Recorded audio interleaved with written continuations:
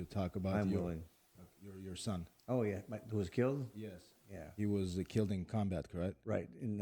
Well, he's blown up by a truck loaded with 6.5 tons of explosives up in Mosul, Nineveh, where Jonah preached. Hold on. Mosul was in Afghanistan? Northern Iraq. Iraq.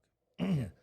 So This was in 2009, 2000. Good Friday, Oh, wow. 2009. How old And was he? 20. Jesus.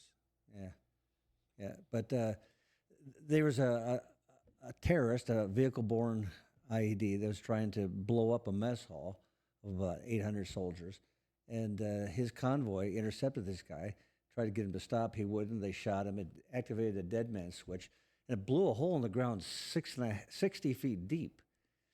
And of course, they were about 20 yards away. The concussion was lights out for all the guys in his armored vehicle.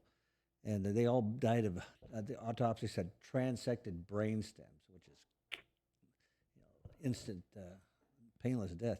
So he went to heaven because he had become a Christian when he was at the end of his 8th grade year.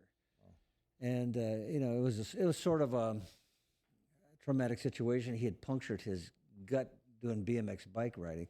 And the ambulance hauled him into the hospital. He was lying there on this little gurney in the emergency room.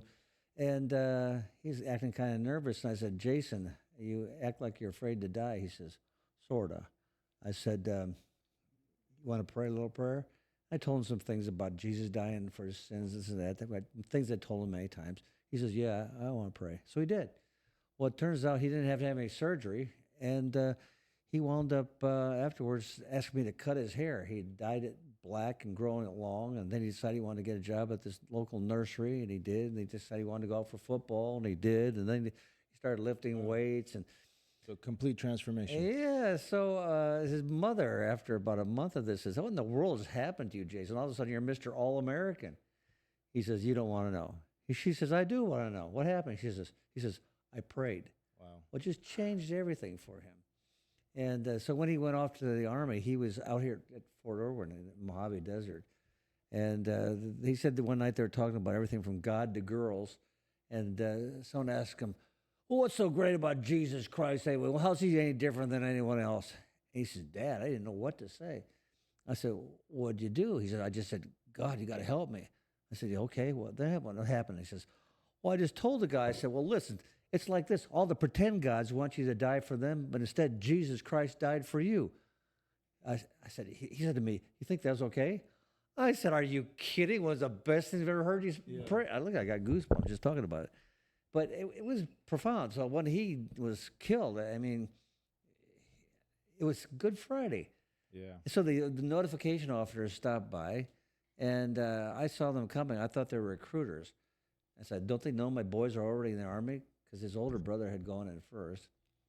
And so when they rang the doorbell, I go, oh, something's up here. Yeah.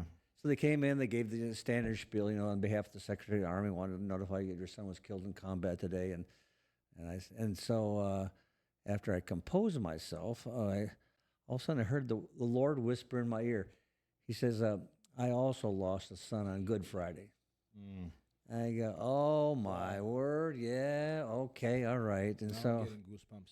yeah, but that made a big difference. It just took away.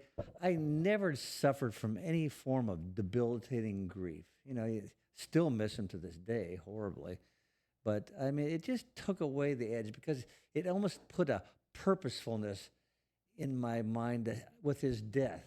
That there's something. It's given me a platform. May help me get elected as a congressman because people want to know that you actually have sacrificed something for your country. The ultimate sacrifice. So, all that to say, Do you think the war was pointless? well, it was a stupid war. It was. I mean, did he die defending his country? Yeah, he did to some extent. But Bush, who got us into this idiot war, he was in league with all the other world money grabbing engineers who just profit off of war. Do you sometimes question, when people for profitability, they go to war and Oh yeah, all the somebody like time, your son all the time.